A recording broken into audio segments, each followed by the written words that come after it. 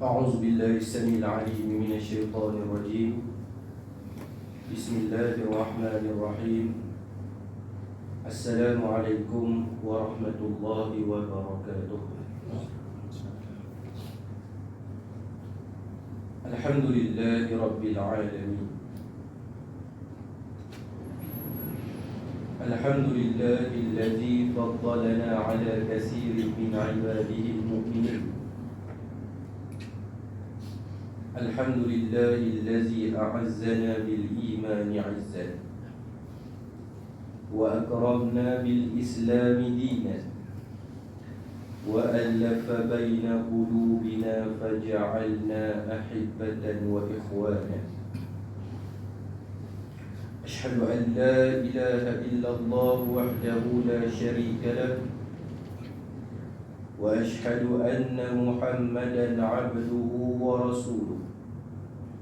اللهم صل على سيدنا ونبينا وحبيبنا وشفيعنا وقرة أعيننا وقدوتنا على حبيبنا محمد بن عبد الله الأمين وعلى آله وصحبه ومن تبعهم بإحسان إلى يوم الدين.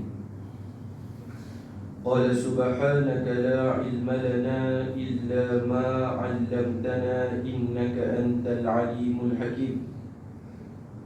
قال رب اشرح لي صدري ويسر لي أمري واحلل عقدة من لساني يفقه قولي. اللهم افتح علينا حكمتك وانشر علينا من خزائن رحمتك يا أرحم الراحمين.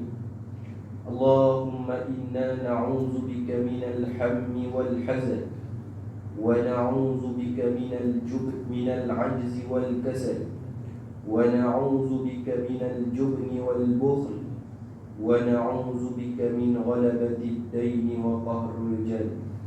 ربي زدنا علما وارزقنا فهما.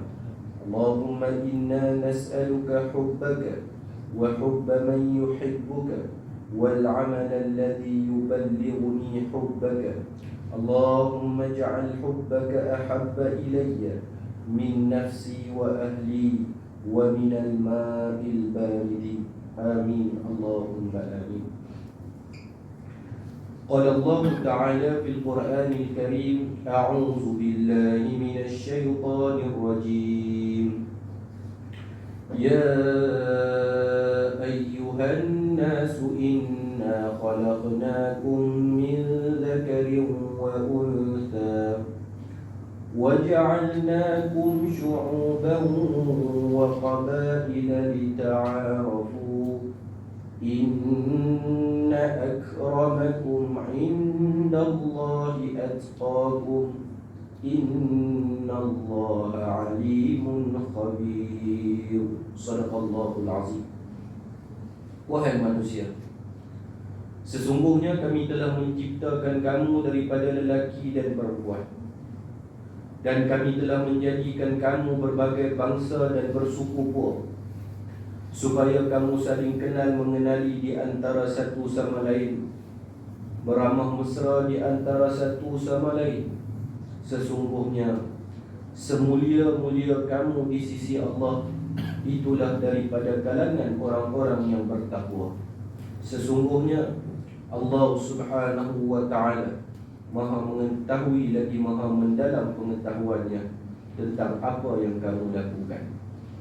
Ayuhal mustami'ul kiram, ittaqullah, usikum wa iyaya bitaqwallah. Muslimin, muslimat, mukminin, mukminat, ayah-ayah, ibu-ibu, saudara sidang pendengar yang dirahmati dan diberkati Allah Subhanahu wa ta'ala.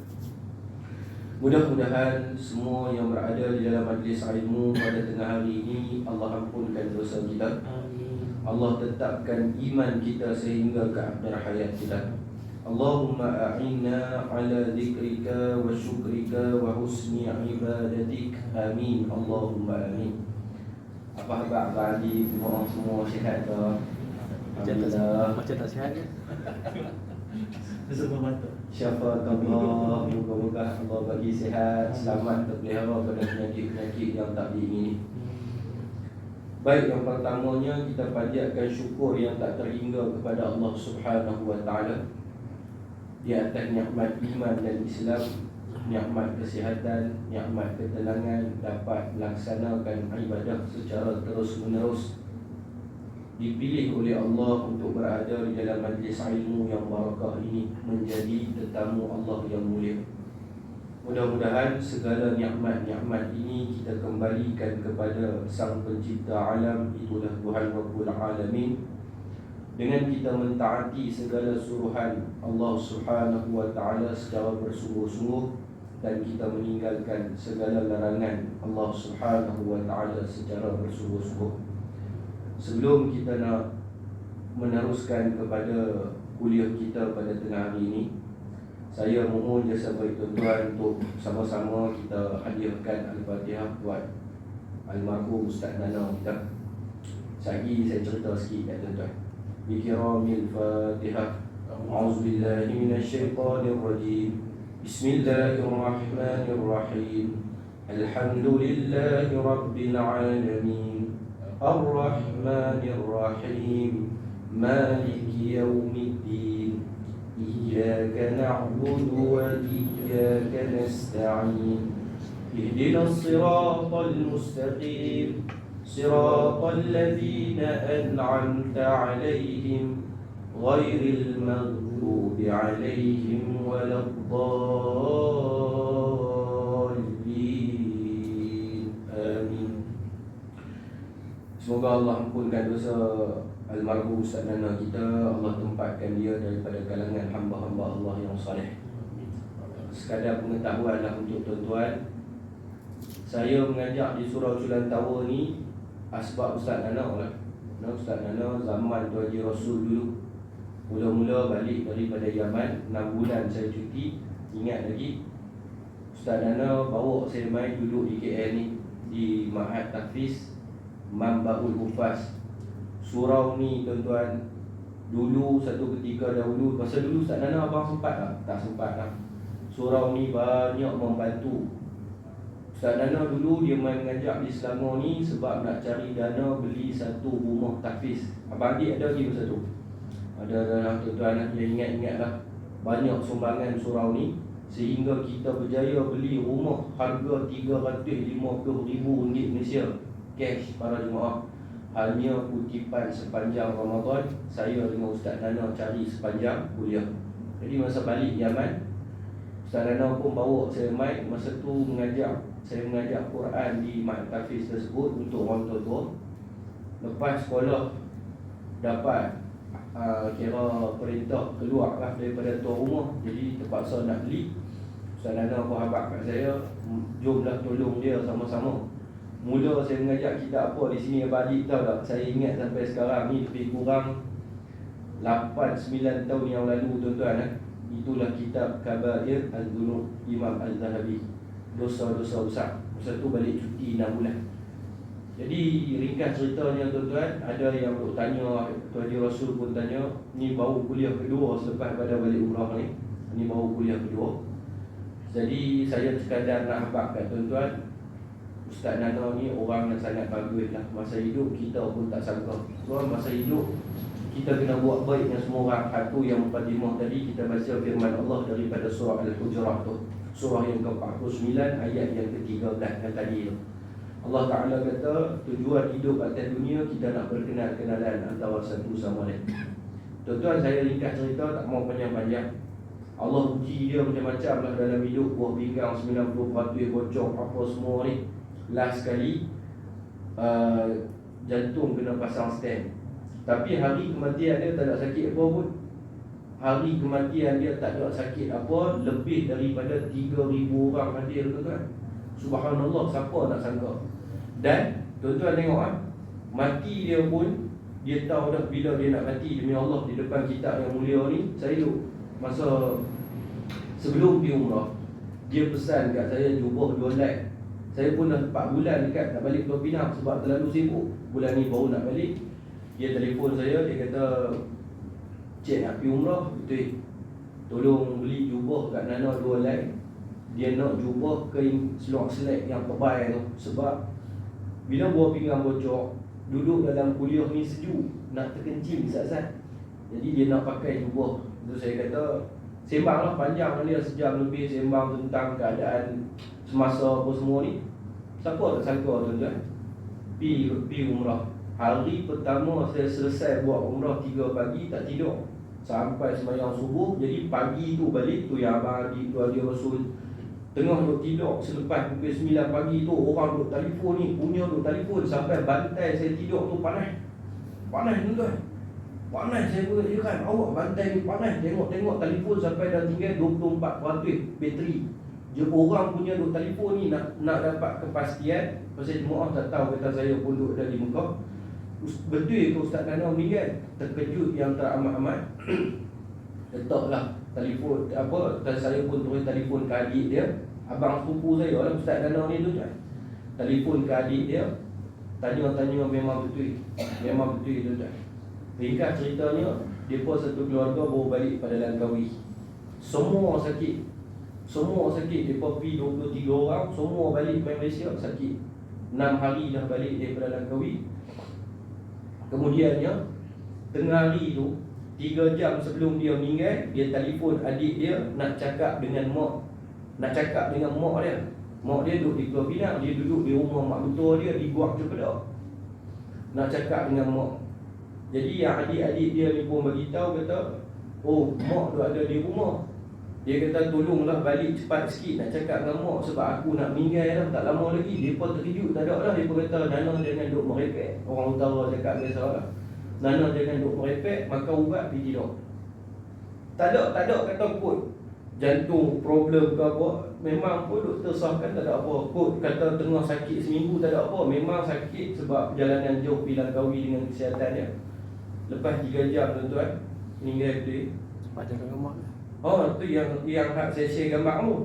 Bini dia yang tengah. Pasal tuan-tuan tahu tak, saya dengan Ustaz Nana ni, kita ada satu tim. Nama tim ni tim Ashabul Korban. Tim ni para jemaah sekalian, macam-macam budak-budak yang duduk dalam tu isap ganja, rambut orang kena pukul setengah mati masuk pusat. Budak-budak ni tuan-tuan 3 pagi kena tangkap dengan polis Ustaz Nana pergi Jamil. Mereka tak boleh terima kata Ustaz Nana meninggal. Mereka tak boleh terima, mereka kata tipu. Benar tu. Hak tu yang bini dia terpaksa tangkap gambar, share dekat budak-budak ni. Memang Ustaz Nana dah tak ada lah. Oh tuan-tuan yang dirahmati Allah, semayang ni orang main pada mana kita pun tak tahu. 3 kali semayang Asyak. Ustaz-ustaz hebat-hebat lah pakai turun main uruskan jenazah dia. Siapa nak sangka tuan-tuan? Siapa nak sangka? Jadi ringkas ceritanya, saya lepas dah balik Malaysia, yang rapat-rapat jemaah-jemaah yang pergi ni, dia abang Ustaz tu terang nak bagi tahu, tengok macam satu orang pahlawan perang yang mati. Kita tengok gambar yang saya share kat balik tu lah. Masa tu tak mandi jenazah lagi. Selepas mandi jenazah, Allahu Akbar. Itu tak ada lah, saya tak tengok. Bukan yang cerita ni pada adik-beradik. Jemaah yang duduk dengar kuliah mai daripada Sungai Petani, ambil flight daripada Johor pergi ke Pulau Pinang semata-mata nak bagi penghormatan terakhir solat jenazah. Tu dia kata, oh subhanallah Ustaz, tengok muka macam pahlawan perang dengan janggut dia, dengan dia bagi dia pakai serban. Subhanallah wa tabarakallah. Hal tu yang nak kata tuan-tuan, kita ni tak tahu macam mana lagi kematian kita. Kita tak tahu lagi macam mana kematian kita. Masing-masing manusia ni tak sama. Baru ni saya bawa jemaah pergi umrah, turun kapal terbang, satu orang pakcik dalam keadaan berihram mati. Bukan ada apa-apa, duk tunggu jemaah keluar habis selepas cek immigration, cop jari tu, duk tunggu hotel Rusi dalam keadaan pakai ihram nak pergi ke Mekah nak buat umrah, meninggal. Setiap orang kita tak tahu macam mana pengakhiran hidup kita. Jadi hidup ni banyak-banyak buat kebaikan sebelum sampai kepada hari kematian kita. Baik, muslimin yang dirahmati Allah, kita dah ambil masa banyak. Kita nak straight forward kepada kitab pengajian kita, hadis yang terakhir. Qala al-musannif rahimahullahu ta'ala wa nafa'ana bi'ulumihi wa 'ulumikum fid dharain amin Allahumma amin. An Abi Hurairah radhiyallahu anhu qala qala Rasulullah sallallahu alaihi wasallam idza mata al-insanu inqata'a 'amaluhu illa min thalathati sadaqatin jariyatin aw ilmin yuntafa'u bihi aw waladin salihin yad'u lahu. Wa fi riwayah idza mata ibnu Adam, akhrajahu Muslim. Baik. Daripada Abu Hurairah radhiyallahu anhu kata dia, bahwasanya Rasulullah sallallahu alaihi wasallam bersabda, apabila mati seorang manusia maka terputuslah segala amalannya kecuali yang datang daripada 3 sumber. Yang pertama, shadaqatun jariyah, itulah yang dikatakan sebagai sedekah jariyah. Yang kedua, ilmu yang bermanfaat. Yang ketiga, anak yang soleh yang sentiasa mendoakan baginya. Dan di dalam riwayat lain disebut apabila mati seorang anak Adam. Hadis ini hadis sahih riwayat daripada Imam Muslim. Baik muslimin yang dirahmati Allah, kita dah cerita dengan panjang lebar 2 episod. Hari ini episod yang ketiga. InsyaAllah bulan depan tak tahu ada tidak. Nanti saya tengok balik, saya beritahu nanti. Jadi tuan-tuan yang dirahmati Allah, kita dah cerita hadis ni 2 episod dah. Yang pertama iaitu berkenaan dengan kematian. Mati ni pasti tuan-tuan, pasti. Cerita berkenaan dengan kematian ni bukan sahaja diragukan oleh orang-orang yang tidak beribadat kepada Allah, hatta orang yang beribadat kepada Allah pun dia masih lagi yakin bahawasanya dia akan hidup besok. Sebagai contoh, kita yang semayang Zuhur saat lagi ni, yang kadang-kadang dalam hati, dalam fikiran, dalam minda kita ingat, oh tak apalah, Zuhur tak sempat semayang jemaah, saat lagi Asar kita nak semayang jemaah. Siapa yang menjamin kita boleh semayang jemaah Asar saat lagi? Kita yang semayang Zuhur lebih kurang, yang mana yang sunat kita tinggal, kita panggil cincai bocai ni, yang buat lebih kurang, dengan harapan dan tanggapan tak apalah, saat lagi Asar kita boleh buat dengan baik. Kita yang membiarkan setiap hari yang berlalu tanpa kita membaca Al-Quran, dengan kita bertanggapan, oh tak apa, besok kita sempat lagi nak baca Al-Quran. Ini tuan-tuan yang dirahmati Allah, bukan masalah yang dihadapi oleh manusia daripada lani sampai dulu lagi. Antara kisah yang boleh kita ambilkan i'tibar dan tauladan kematian itu pasti, iaitu ketika mana Allah Ta'ala cerita di dalam Al-Quran berkenaan dengan kejadian Ashabul Kahfi. Allah cerita dalam Quran tentang Ashabul Kahfi. Kita dengar cerita Ashabul Kahfi. Setiap hari Jumaat kita baca pasal cerita Ashabul Kahfi. Kita tanya kepada diri kita, tuan-tuan tahu tak sebab apa Allah Ta'ala tidurkan Ashabul Kahfi itu 309 tahun? Saja ke abadi? Saja ke tuan-tuan? Bukan saja-saja. Dan bukan juga misi utama Allah Ta'ala menidurkan mereka kerana nak lari daripada raja yang zalim itu, tidak. Sebab utama Allah Ta'ala menidurkan mereka, kemudian Allah bangkitkan mereka kerana kejadian. Ini benda yang sungguh tuan-tuan. Kalau kita tadabbur secara mendalam surah Al-Kahfi, sebab utama Allah menidurkan mereka bukan tentang kejadian yang sedang berlaku pada zaman tu, tetapi kejadian yang akan berlaku 309 tahun selepas daripada tu. Apa kejadian yang berlaku 309 tahun selepas daripada tu? Iaitu kisah berkenaan dengan masa tu di Jordan lah, kita kata, pasal ulama pun khilaf di mana kejadian tu berlaku. Masa tu selepas raja yang zalim tu mati, Allah bagi kepada mereka seorang raja yang adil, Islam, baik, bertanggungjawab, soleh, sayang kepada rakyat, sentiasa raja berhati rakyat. Masalah yang dihadapi oleh raja yang zaman ketika mana Ashabul Kahfi dihidupkan, dibangunkan daripada tidur ni, apa dia? Tidak 100% orang yang duduk di dalam negara itu beriman kepada Allah. Yang tak beriman ni, tuan-tuan, yang tak beriman ni bukan pasal sembah berhala. Yang tak beriman ni bukan sebab Bukan sebab minum arak, bukan sebab tilik nasi. Yang tak beriman ni sebab mereka tak percaya tentang adanya kebangkitan selepas daripada kematian. Tak percaya. Mana ada orang mati hidup balik. Itu yang Allah bangunkan Ashabul Kahfi 300 tahun lebih selepas daripada mereka tidur lama, pi ke tengah-tengah kota nak beli barang, sehingga menyebabkan sekelumit yang tak beriman ni terkejut. Masya Allah, tidur 309 tahun. Sampai Tuhan katakan, Allah Ta'ala katakan, walabisu fi kahfi. Allah cerita dalam Quran dengan panjang lebar. Mula Allah cerita tentang induk kejadian, kemudian bawah tu Allah cerita tentang rentetan-rentetan dia, menyebabkan terkejut puak-puak ni. Masya Allah, 309 tahun tidur, kemudian dibangkitkan semula oleh Allah Ta'ala. Macam mana perkara ni boleh berlaku? Nak habaq kat tuan-tuan, benda ini tidak ada mustahil bagi Allah. Tak ada mustahil. Sebab tu Allah kata, am hasibta anna ashabal kahfi warratimi kanu min ayatina ajaba. Faham tak ayat tu? Allah Ta'ala tujukan ayat tu kepada siapa?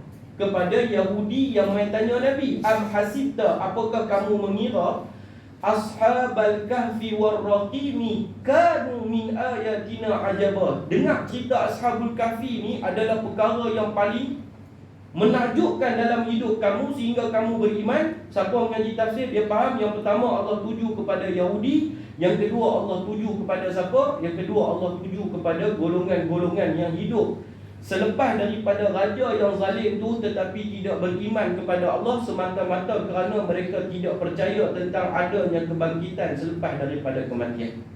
Jadi nak bagi tahu kepada tuan-tuan, yang pertama dalam hadis ni kita cerita panjang lebar dah. Hidup adalah alam kedua yang kita lalui selepas daripada kematian. Dahulunya semua manusia ni mati. Mati, tidak ada jasad. Mati, semua kita mati ketika mana kita berada di alam roh. Allah pun sebut dalam Quran, wa yas'alunaka 'anil ruh. Mereka bertanya kepada kamu wahai Muhammad tentang ruh. Qulir ruhu min amri rabbi. Katakan kepada mereka, ruh itu adalah urusan Allah Ta'ala. Urusan Allah, jangan duk sibuk-sibuk. Jadi tuan-tuan muslimin yang dirahmati Allah, Allah jadikan kita hidup di atas dunia ni bukan saja-saja, bukan untuk makan, bukan untuk bersukaria, tapi Tuhan jadikan kita ada matlamatnya. Kita kerja di atas, bos kita ambil kita, ada matlamatnya. Bukan kita kerja di atas, kita boleh buat suka-suka hati kita, tak boleh juga. Salah tu. Baik, dia ni nak kena fire dah ni, kita kata. Dia ni nak kena pecat lah. Orang suruh dia buat kerja, aku ambil hang suruh buat kerja ni, tapi hang pergi buat kerja lain. Terbaliklah. Sebab tu Allah Ta'ala ciptakan manusia, ada sebab dia. Bila manusia lari daripada sebab dan tujuan utama kehidupan di dunia ni, sampai hari kematian dia akan menyesal dengan penyesalan yang tidak ada kesudahannya. Menyesal dengan penyesalan yang tidak ada kesudahannya. Jadi muslimin yang dirahmati Allah, mati ni adalah pemutus nikmat. Dua nikmat saya sebut dah sebelum ni. Bagi orang-orang yang beriman, nikmat apa? Nikmat duduk dalam majlis ilmu. Mati ni adalah pemutus nikmat duduk di dalam majlis ilmu bagi orang yang beriman. Mati ini adalah pemutus nikmat solat berjemaah bagi orang yang beriman. Mati ini adalah pemutus nikmat-nikmat ketaatan kepada Allah. Tetapi bagi orang kafir ni tuan-tuan, kan, bila mana datang saja sakaratul maut, malaikat mai tunjuk saja wajah, kita tengok hari ni kamera manusia ambil gambar cerita macam mana orang kafir nak mati, dia tengok di atas. Kan Tuhan pun kata busyira bi'azabillah. Tengok di atas, pusing. Pasal apa tuan-tuan? Nabi sebut dalam hadis sahih, sebelum mati satu orang manusia ni, dua pasukan malaikat turun. Satu pasukan daripada malaikat yang cabut nyawa pula, malaikat Israel, tapi dia datang dengan pasukan yang berpakaian serba putih. Ini hadis Nabi. Itu tenang saja kita tengok, tenang, cabut keluar, habis.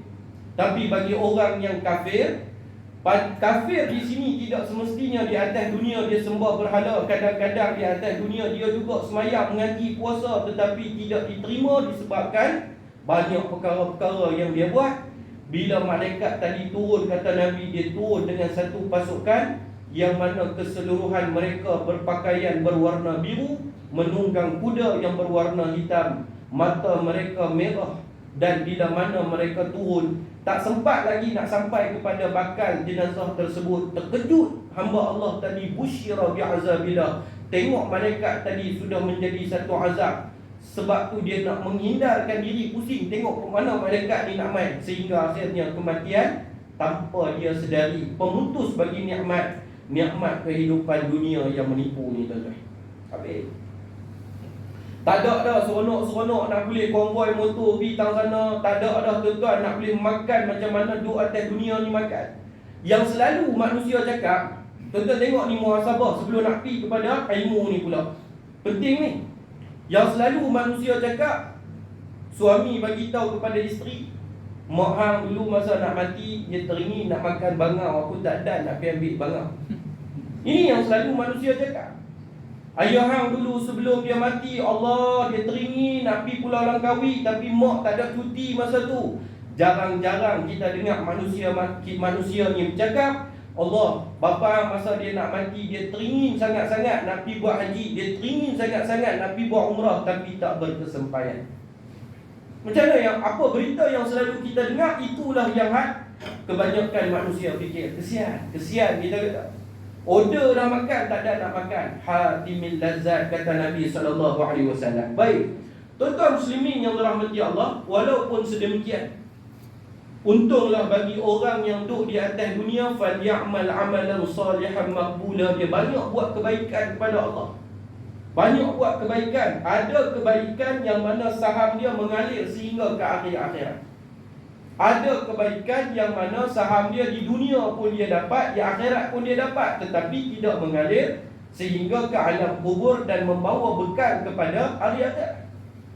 3 perkara tersebut kata Nabi SAW, yang pertamanya iaitu sedekahun jariyah. Ingat tuan-tuan, ingat sedekahun jariyah. Sebut sedekahun jariyah ni, ingatlah tuan-tuan, saya hari Sabtu baru ni ada reunion jemaah haji, saja nak share dengan tuan-tuan. Ada reunion jemaah haji yang saya bawa pergi baru ni, kita buat di satu rumah tu haji kita. Buat di satu rumah tu haji kita. Tuan-tuan, Masya Allah, fatabarakallah, nak abang kat tuan-tuan. Sampai di rumah tu saya terpegun lah, dia ni Datuk. Rumah di belakang Kemensahat tu, tuan-tuan tahulah rumah berapa juta tuan-tuan. Ground floor saja 2 tingkat, swimming pool, private swimming pool. Hebat lah. Dia panggil kami ramai-ramai, semua jemaah haji yang duduk di Hotel Rita Safwa, Ustaz Zulkarnain, saya, Ustaz Fiza, kami pun pergi. Dia main jumpa kami 3 orang, dia kata, Ustaz, betul lah, kita bagi untuk agama, Tuhan bagi balik. Saya sebenarnya tak dapat panggilan haji. Ni dia duk share lah, saya tak dapat panggilan haji. Tiba-tiba bila dapat saja panggilan haji ni, saya duk sembang dengan bini 2 orang, betul ke kita ni? Mereka minta maaf, saya tak dapat panggilan haji, tapi nak pergi buat haji. Macam ni, tak dapat panggilan haji, tapi nak pergi buat haji. Nak override orang yang tak dapat, yang dah dapat panggilan. Faham tuan-tuan? Dia tak dapat, tapi dia nak pergi juga. Boleh, syarat dia kena ambil package yang paling mahal.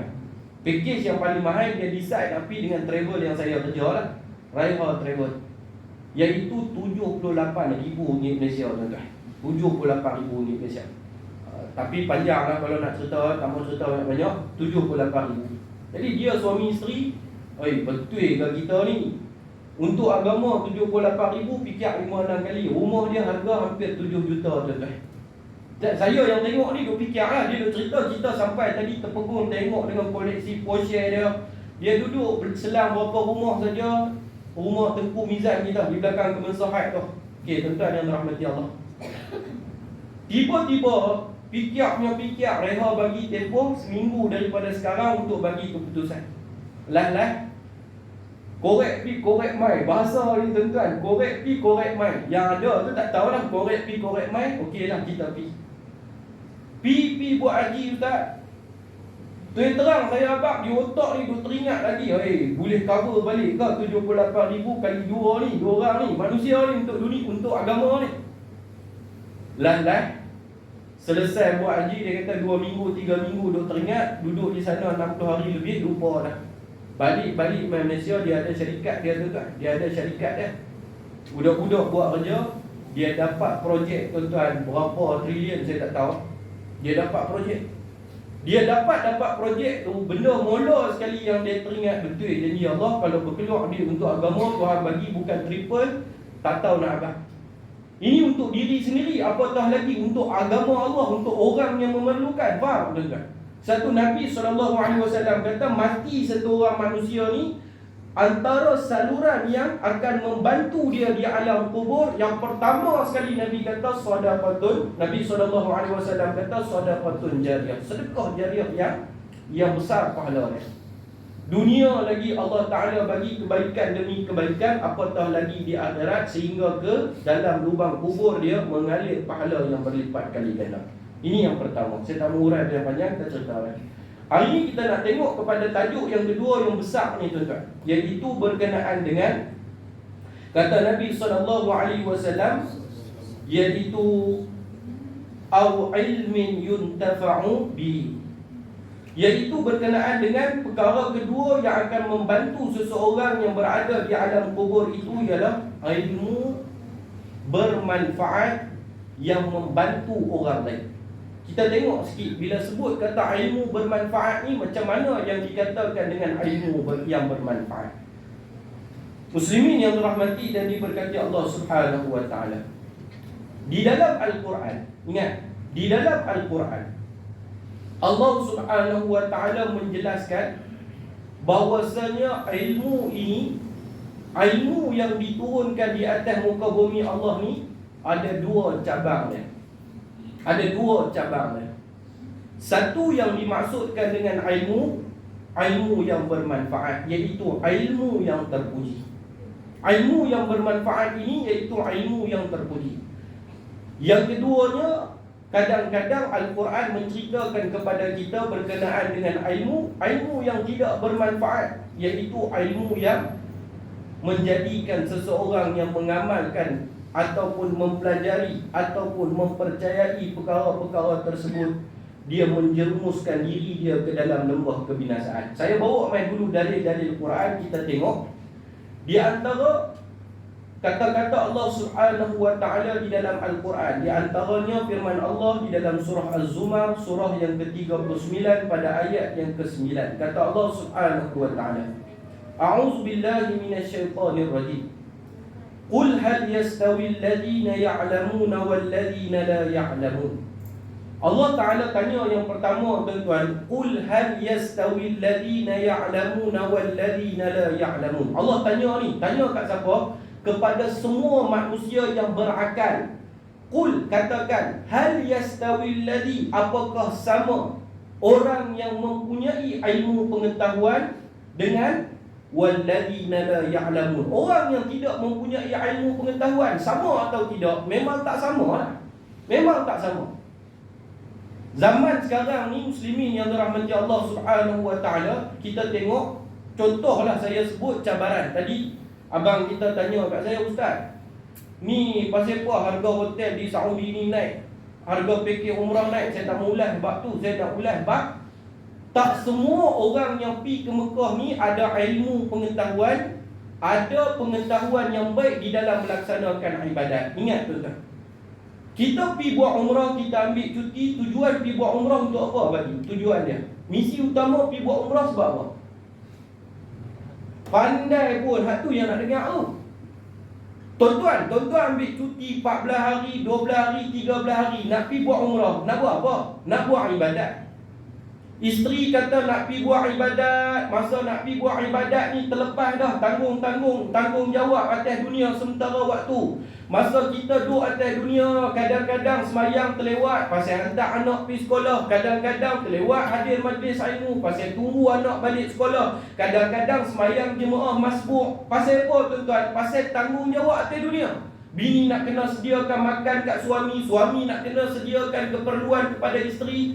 Kalau duduk di Malaysia ni tuan-tuan, ya. Tapi bila kita niat kata nak pergi buat ibadat, sampai di Mekah pun kita masih lagi masbuk. Tak payah hantar anak, tak payah masak, tak payah fikir kerja, tak payah buka laptop. Apa masalah dia? Masalah dia iman kita. Berapa banyak masalah yang jadi baru-baru ni saya nak sebut kat tuan-tuan. Apa dia ni yang kata bila dia tak ada ilmu, Allah tanya sama ada orang berilmu dengan orang tak berilmu. Ada orang abadi, dia kata dia nak pergi buat ibadat, tapi dia sendiri tak faham apa makna ibadat. Contohnya tuan-tuan, isu yang paling panas sekarang ni bila bawa jemaah pergi ke umrah, iaitu sekarang bila Saudi sedang menjadikan negara dia sebagai negara pelancongan. Habis orang explore mana tempat di negara Saudi ni. Antara yang menjadi tumpuan kita tengok sekarang ni, Taif. Tumpuan utama hari ni pergi ke Saudi, Taif. Ada travel agency daripada Malaysia terbang turun di Jeddah, daripada Jeddah ambil bas tidur semalam pula di Taif. Yang jadi masalah dia, geng-geng yang pergi masuk ke Mekah dulu, selesaikan umrah, kemudian baru pergi ke Taif. Apa masalah yang dihadapi oleh geng-geng ni? Bila dia dah buat umrah, dia nak meninggalkan tanah haram lebih daripada 2 marhalah. Mengikut mazhab Imam Asy-Syafi'i dan muzakarah peringkat kebangsaan, dia wajib melakukan tawaf wada'. Dan dia sunat melakukan tawaf qudum kalau dia tak ada keinginan nak buat umrah. Tuan-tuan yang dirahmati Allah, saya bawa jemaah baru ni, sepanjang bulan 12 baru ni, reha dia ada lebih kurang 4,000 jemaah tuan-tuan. Banyak pula bulan 12. Setiap grup ustaz-ustaz yang bawa ni, bila kita buat postmortem dan kita buat taklimat perjalanan ke Taif, kena buat tawaf wada', kami dihujani. Contoh saya lah yang duduk di depan tu, selalunya bagi taklimat, dihujani dengan soalan yang bertalu-talu daripada jemaah. Apa dia? Sejak bila yang pergi Taif ni kena buat tawaf wada'? Dulu kami pergi 2008, 2009 tak payah tawaf wada' pun. Apa ikut suka ke hukum ni? Tu dia tuan-tuan. Jadi saya tanya balik, apa tujuan Tuan Haji mai ke sini? Nak buat ibadat. Jangan jadi penipu besar lah. Kata nak buat ibadat, tawaf wada' pun tak mau buat. Faham ni tuan-tuan? Ini benda yang kena faham. Hukum ni, dia tanya pula kat kita sejak bila hukum ni? Ini jangan memai ni. Dia duduk di tanah haram. Hukum ni Imam Syafi'i tulis sebelum daripada mak bapak Tuan Haji ada lagi. Bahasa kasarnya kita bagi lagu tu lah. Sebelum daripada Tok Tuan Haji hidup lagi, Imam Syafi'i tulis dalam kitab ni. Cuma masa tu tak ramai orang pergi ke Taif. Pada tahun 2007, bila tengok Taif ni menjadi perhatian, Saudi muzakarah haji peringkat kebangsaan mula berjinak-jinak nak membincangkan hukum pergi ke Taif mengikut mazhab Imam Asy-Syafi'i. Pada tahun 2017, bila tengok Saudi sudah menjadikan Taif sebagai bumi yang boleh dilawati pada bila-bila masa, muzakarah duduk berbincang lama tuan-tuan, 2 minggu, ambil pendapat tu, pendapat ni, tengok tu, tengok ni, dan putuskan di dalam keputusan muzakarah, siapa yang meninggalkan tanah haram lebih daripada 2 marhalah, sama ada dia nak kembali, iaitu 91 km, dia nak mai balik ke Mekah, ataupun dia tak mau mai ke Mekah, dia wajib melakukan tawaf wada'. Dan sekiranya dia tidak melakukan tawaf wada' tanpa sebarang keuzuran, wajib dia membayar dam seekor kambing. Ini masalah dia. Ini masalah, memang masalah. Ni yang Allah Ta'ala sebut, Qul hal yastawi alladhina ya'lamuna wal ladhina la ya'lamun. Sama ke orang yang berilmu dengan orang tak berilmu? Tu yang saya kata. Kata nak pergi buat ibadat, tapi dia sendiri tak faham. Tawaf wada' itu ibadat, tawaf qudum itu ibadat. Apa ingat pergi buat umrah ni, tawaf 7 pusingan umrah wajib habis kan tuan-tuan? Tidak. Siapa ajak kita macam tu? Muslimin yang dirahmati Allah. Yang kedua, kita tengok Allah Ta'ala kata apa di dalam surah Ali Imran, surah yang ketiga pada ayat yang ke-18. A'udzubillahi minasyaitonirrajim. Syahidallahu annahu la ilaha illa huwa wal malaikatu wa ulul ilmi qa'iman bil qist. La ilaha illa huwal azizul hakim. Sadaqallahul azim. Allah Subhanahu wa ta'ala menyatakan bahwasanya tidak ada ilah yang berhak diibadah dengan benar melainkan Dia, yang menegakkan keadilan. Para malaikat dan orang-orang berilmu juga menyatakan yang demikian. Tidak ada ilah yang berhak diibadahi dengan benar melainkan Dia yang maha perkasa lagi maha bijaksana. Kita tengok lagi firman Allah di dalam surah Taha, surah yang ke-20 pada ayat yang ke-114. Kata Allah Subhanahu wa ta'ala, wa qul rabbi zidni ilma. Dan katakanlah bahawa wahai Tuhanku, rabbi zidni ilma, tambahkanlah kepadaku ilmu pengetahuan. Lagi kata Allah di dalam surah Fatir, surah yang ke-35 pada ayat yang ke-28, innama yakhshallaha min ibadihi ulama, dan di antara hamba-hamba yang takut kepada Allah hanyalah para ulama. Baik, para jemaah yang dirahmati Allah Subhanahu wa taala, daripada dalil-dalil Al-Quran yang kita nyatakan tadi, Allah Subhanahu wa taala menjelaskan bahawasanya ini semua di antara bentuk-bentuk ilmu-ilmu yang bermanfaat. Di antaranya lagi kita tengok bila mana Allah Ta'ala ajar kepada Nabi Adam alaihissalam selepas daripada para malaikat mengetahui sesuatu yang tidak diketahui oleh mereka, iaitu sabit daripada firman Allah di dalam surah Al-Baqarah, surah yang kedua pada ayat yang ke-32. Apa kata para malaikat? Subhanaka la ilma lana illa ma 'allamtana innaka antal alimul hakim. Maha suci Engkau, tidak ada yang kami ketahui selain apa yang telah Engkau ajarkan kepada kami. Sesungguhnya Engkaulah yang maha mengetahui lagi maha bijaksana. Asalnya para malaikat tak bersetuju dengan kejadian Adam, tapi Tuhan kata, tengok dulu tentang makhluk terbaik yang bakal aku ciptakan. Selepas daripada Allah ciptakan Adam, Allah ajarkan kepada dia nama-nama benda. Allah ajarkan kepada Nabi Adam nama langit, nama bumi, nama malaikat, nama sekalian yang berada di sekeliling Nabi Adam.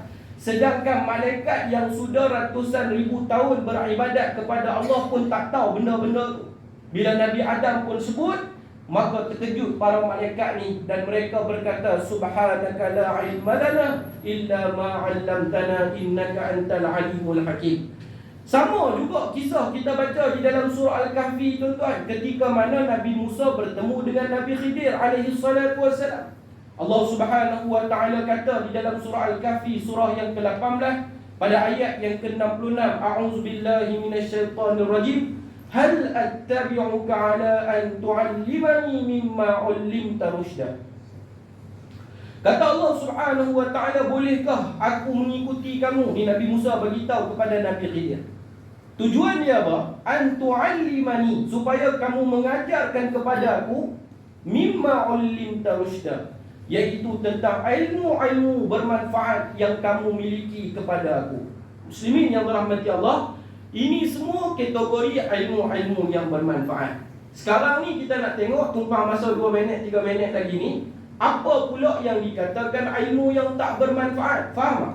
Daripada tadi ayat Quran kita duk abang ni, kita tiap hari duduk dalam majlis ilmu. Sekarang kita nak tahu sama ada ilmu yang kita belajar ni bermanfaat atau tidak. Macam mana nak tahu? Macam mana nak tahu?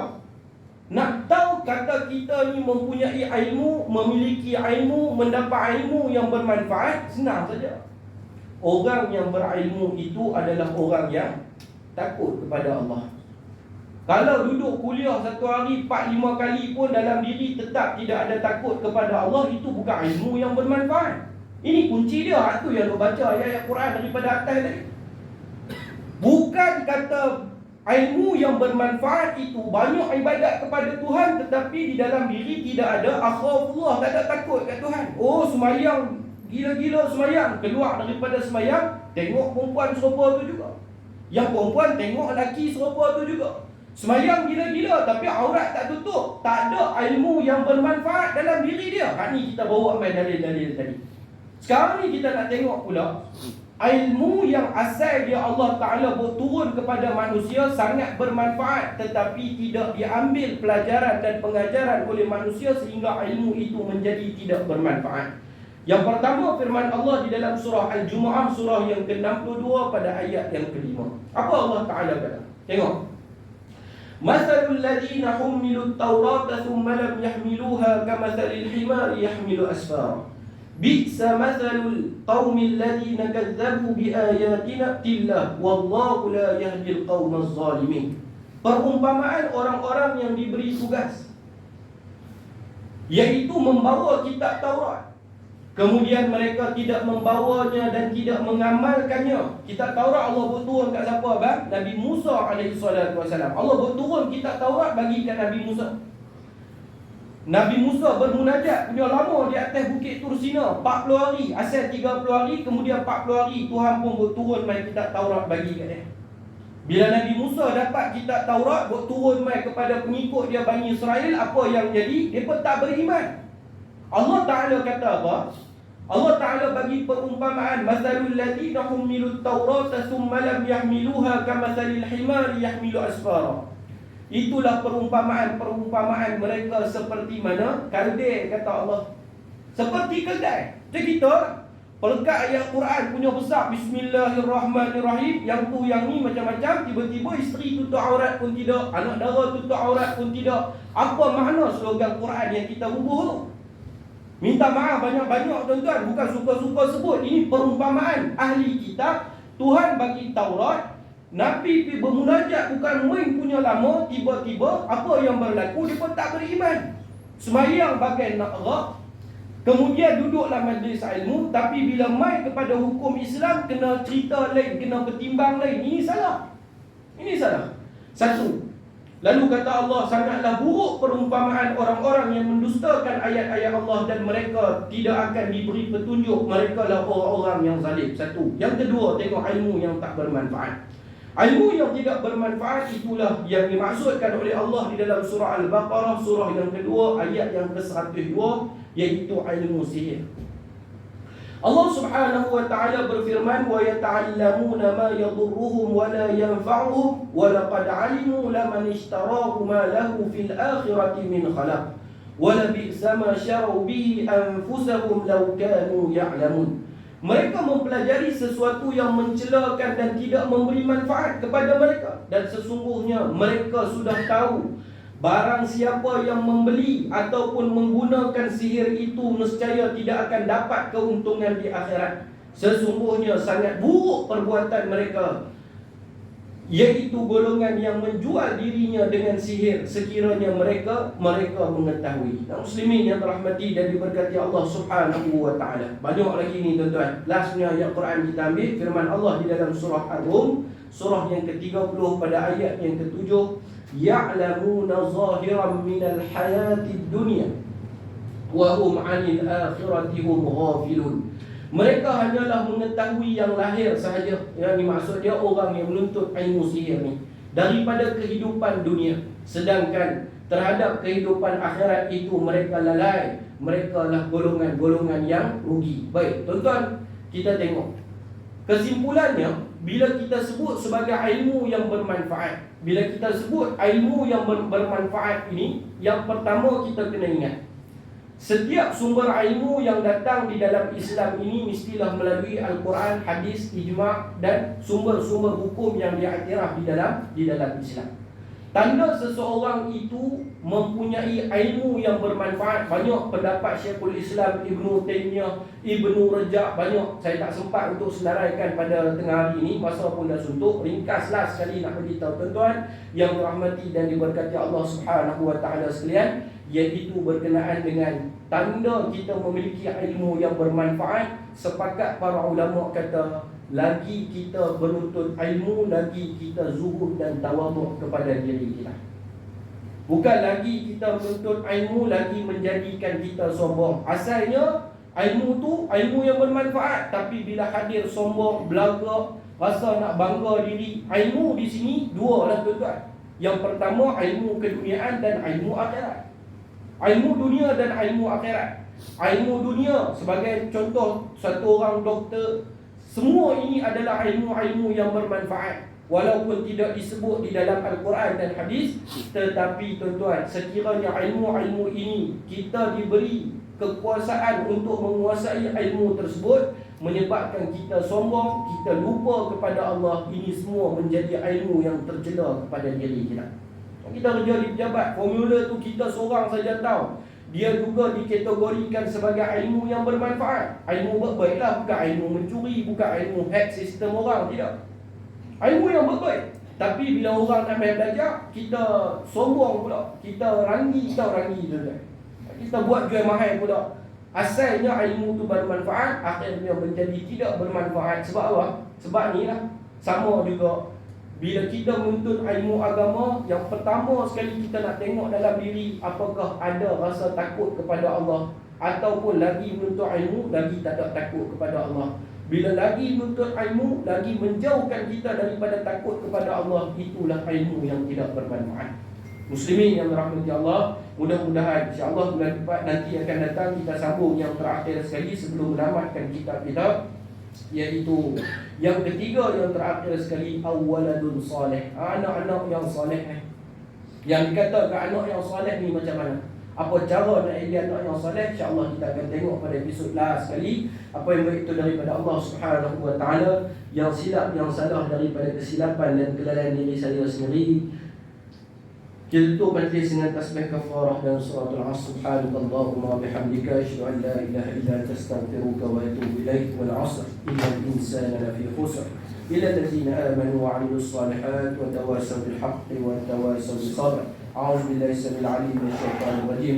Radina billahi rabba wa bil islami dina wa bi Muhammadin nabiyyan wa rasulan wa bil qur'ani imama wa bil muslimina ikhwana. اللهم اجعل جمعنا هذا جمعا مرحوما وتفرقنا من بعده تفرقا معصوما آمين اللهم آمين والحمد لله رب العالمين. السلام عليكم ورحمة الله وبركاته.